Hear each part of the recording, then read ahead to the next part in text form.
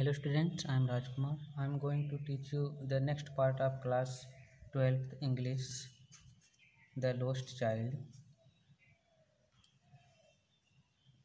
इस वीडियो के पहले जो वीडियो है उसमें हम पढ़ा चुके थे कि द लॉस्ट चाइल्ड में बच्चा जो अपने माता पिताजी के साथ मेले को देखने जाता है, सबसे पहले दिखाता है किस तरीके से लोग मेले देखने जाते हैं, एक झुंड में जाते हैं, क्या क्या रास्ते में पड़ता है। तो बच्चा भी उस रास्ते में चीज़ों को देख करके आकर्षित होता है। तो किस किस तरीके से आकर्षित होता है और कैसे कैसे चीज़ों की डिमांड करता है हम देखेंगे अब। Then we start.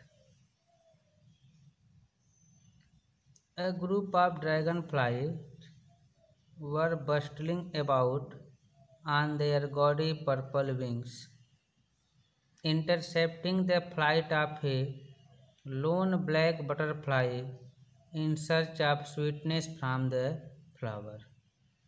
राइटर कह रहा है कि ए ग्रुप ऑफ ड्रैगन फ्लाइट्स, कुछ ड्रैगन फ्लाइज के एक झुंड थे। ड्रैगन फ्लाइज मतलब टिड्डे होते हैं जैसे कहते हैं। तो we can see dragonflies means होता है टिड्डे।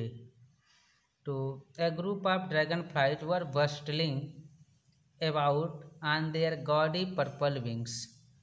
तो एक टिड्डे का झुंड अपने चमकीले पंखों के साथ, चमकीले बैगनी पंखों के साथ हलचल कर रहा था।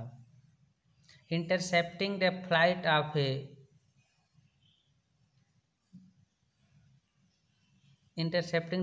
Of A loan black butterfly in search of sweetness from the flowers. तो उनकी जो उड़ान है वो बीच में विघ्न हो जाती है जब एक काली तितली फूलों से मिठास चुरा लेने के तलाश में जाती है। तो उसके जाने से वो जो है टिड्डे का झुंड जो होता है वो विघ्न पड़ जाता है उड़ने में। The child followed them in the air with his gaze. बच्चा हवा में उनका अनुकरण पीछा किया देखते हुए। Till one of them would fold its wings and rest. वो तब तक पीछा किया जब तक उनमें से कोई एक पंख को मोड़ करके आराम करने के लिए बैठ न जाए, तब तक उसका पीछा किया। And he would try to catch it. और उसने उसको पकड़ने की कोशिश किया। But it would go fluttering. लेकिन ये पुनः फड़फड़ा करके, फ्लैपिंग, कूद करके अप इनटू द एयर, तो हवा में ऊपर हो गई। When he had almost caught, जब वह भरसक पकड़ने ही वाला होता था। इट इन हिज हैंड, जब उसको भरसक अपने हाथों में पकड़ने वाला होता था तब वो फड़फड़ा करके कूद करके निकल जाते थे। वन बोल्ड ब्लैक बी, एक साहसी काली मक्खी, हैविंग इवेडेड कैप्चर, वो पकड़ से बचने के लिए, sought to tempt him by humming round his ear, वह उसके कानों के चारों तरफ बना करके उसको आकर्षित करने की कोशिश की।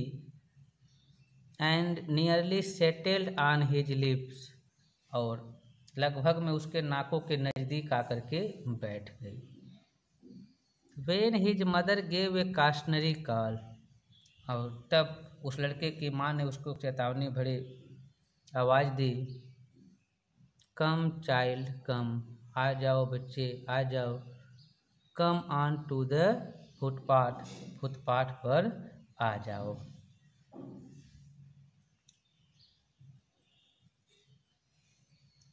ही रैन टुवार्ड्स हिज पेरेंट्स, वो अपने माता पिता की तरफ दौड़ा गैली प्रसन्नतापूर्वक।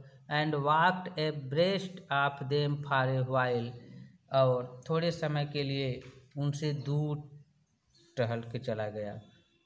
बीइंग हाउवर सून लेफ्ट बिहाइंड, तो वैसे होने से, साथ चलने से शीघ्र ही वो उनसे बहुत ज़्यादा पीछे छूट गया। Attracted by the little insects and worms, वो छोटे छोटे कीड़े मकोड़े से आकर्षित होकर के अलोंग द फुटपाथ, जो फुटपाथ के किनारे थे, तो उन कीड़ों मकोड़े से जब वो आकर्षित होकर के अपने माता पिता से थोड़ा सा पीछे छूट जाता है। That were teeming out from their hiding place to enjoy the sunshine, वह कीड़े मकोड़े से आकर्षित होता है जो कीड़े मकोड़े धूप के आनंद लेने के लिए, सूर्य के प्रकाश का आनंद लेने के लिए अपने छिपे हुए स्थान से बाहर आ रहे थे उन कीड़ों मकोड़ों को।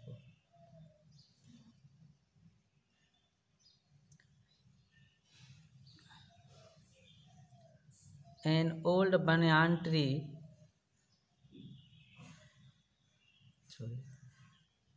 come child come, his parents called from the shade of a grove, आओ बच्चे आ जाओ, उसके माता पिता एक बगीचा था, गुंज था, उसके छाया से पुकारते हैं।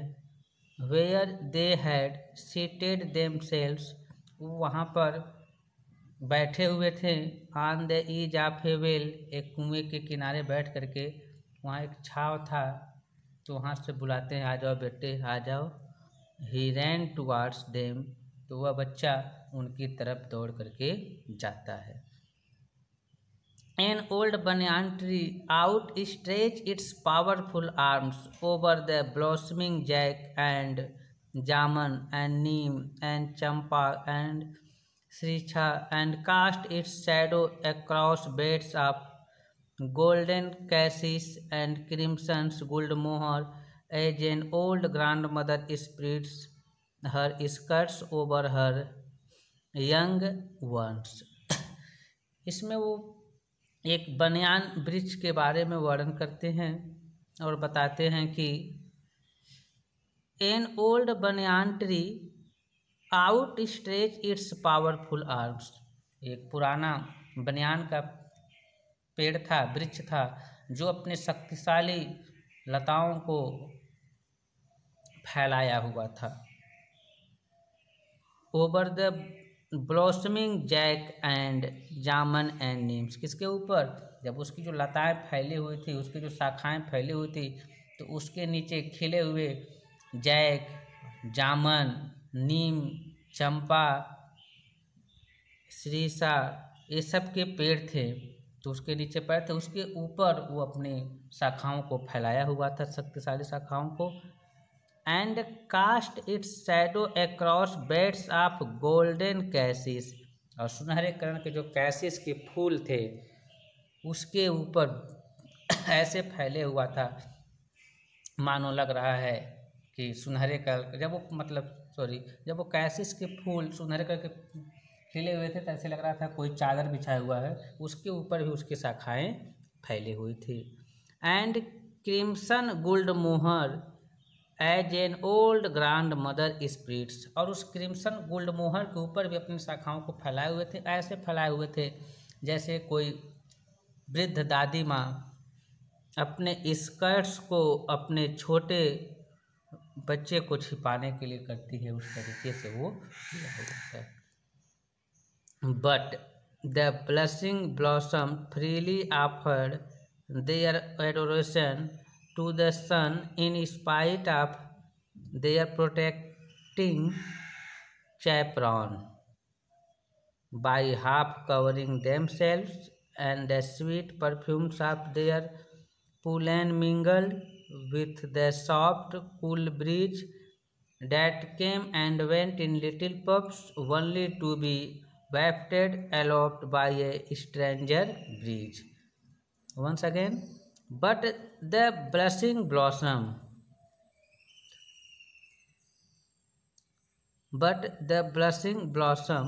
लेकिन वो जो फूलों से खिला हुआ था पौधे, freely offered their adoration to the sun, वो स्वतंत्र तरीके से अपनी श्रद्धा सूर्य को दे रहा था। तो उन पर स्वतंत्र तरीके से, ऐसा नहीं कि वो जो बनियान का वृक्ष था ढका हुआ था तो उस पर सूर्य के प्रकाश नहीं आ रहे थे, तो वो स्वतंत्र तरीके से उसके ऊपर सूर्य के प्रकाश आ रहे थे।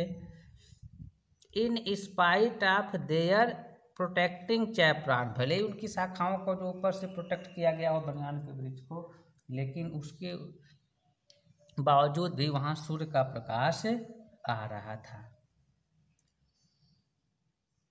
बाई हाफ कवरिंग देमसेल्व्स, वो स्वयं को आधा ढके हुए थे तो आधा पर प्रकाश आ रहा था। And sweet perfume of their pollen mingled with soft cool breeze, और वहाँ से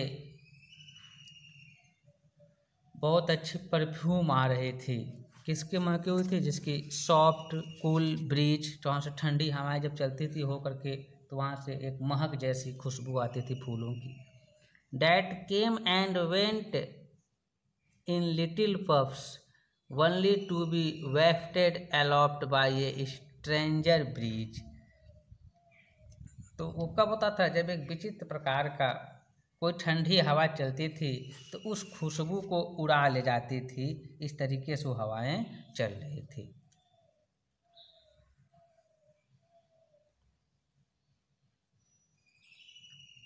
ए shower of young flower fell upon the child, एक फूलों का झुंड बच्चे के ऊपर गिर गया। As he enter the grove, जैसे उसने बगीचे में प्रवेश किया। एंड फॉरगेटिंग हिज पेरेंट्स, और अपने माता पिता को भूलते हुए, he began to gather the raining petals in his hands, तो उस पंखुड़ियों को अपने हाथों में इकट्ठा करना शुरू किया। बट लो, लेकिन यह लो, he heard the cooing of the doves, वह उस डब्स एक फाख्ता पक्षी है, उसके आवाज़ को सुनता है। And ran towards his parents shouting, और अपने माता पिता के पास चिल्लाते हुए जाता है। डब कहते हुए, चिल्लाते हुए जाता है। The raining petals dropped from his forgotten hands, वो जो पेटल्स उसके हाथ में गिरे हुए थे, उसको लिया हुआ था, वो उसको हाथ से कब गिर जाता है उसको पता ही नहीं चलता है। A curious look was in his parents face till a call struck out a note of love and released their pent up soul. उनके माता पिता के दृष्टिकोण, एक जिज्ञासापूर्वक दृष्टिकोण था चेहरे पर, और तब तक उनको उस जिज्ञासापूर्वक दृष्टिकोण से बच्चे को देख रहे थे जब तक कि एक कोयल की सुंदर मधुर भरी आवाज़ें उनके दिल को पिघला न दे, तब तक वह थी। कम चाइल्ड कम, आ जाओ बच्चे आ जाओ। They call to the child, वे उस बच्चे को बुलाएं। Who had now gone running in wild caper round the banyan tree, वो बच्चा जो अब दौड़ करके उस विशाल बनियान वृक्ष के दिशा में या चारों तरफ चला गया था। एंड गैदरिंग हिम अप, और उनको इकट्ठा करने के लिए चला गया था। किसकी? वो जो कैप पर उनको चारों तरफ फैली हुई थी, उसकी वो इकट्ठा करने के लिए चला गया था। They took the narrow winding footpath, वे वहाँ से पतले और घुमावदार फुटपाथ से होकर के जा रहे थे। Which lead to the fair through the mustard field, जो उस मेले की तरफ लेकर के जाती है उस सरसों के खेत से होकर के। As they near the village, जैसे वो गांव के नज़दीक थे, the child could see many other footpaths full of thorns, तो बच्चे ने बहुत से फुटपाथ को देखा जो भरा हुआ था थॉर्न से। Converging to the whirlpool of the fair, जो उस मेले के भंवर में से होकर के जा रहा था। And felt at once repelled and fascinated by the confusion of the world he was entering, वो जिस जगह एंटर कर रहा था वहाँ के दुनिया से कन्फ्यूजन होकर के उससे आकर्षित होते हुए चला गया। ए स्वीट मीट सेलर हाक्ड, एक मिठाई बेचने वाला चिल्ला रहा था। गुलाब जामुन, रसगुल्ला, बर्फी, जलेबी, ये सब करके चिल्ला रहा था। At the corner of the entrance, उस मेले के जहाँ से एंट्रेंस लोग प्रवेश करते हैं उसी के कोने पर चिल्ला रहा था। And a crowd pressed round his counter at the foot, और लगभग में एक भीड़ उसके काउंटर के चारों तरफ जमा हुई थी। At the foot on an architecture of many colour sweets, वहाँ पर जो कई रंग बिरंगी मिठाइयाँ बनी हुई थी उसके चारों तरफ। Decorated with leaves of silver and gold, उस मिठाइयों को सिल्वर और गोल्ड के पत्तों से सजाया गया था। द चाइल्ड स्टेयर्ड ओपन आइड, बच्चा आंखें खोल करके उसको घूर रहा था।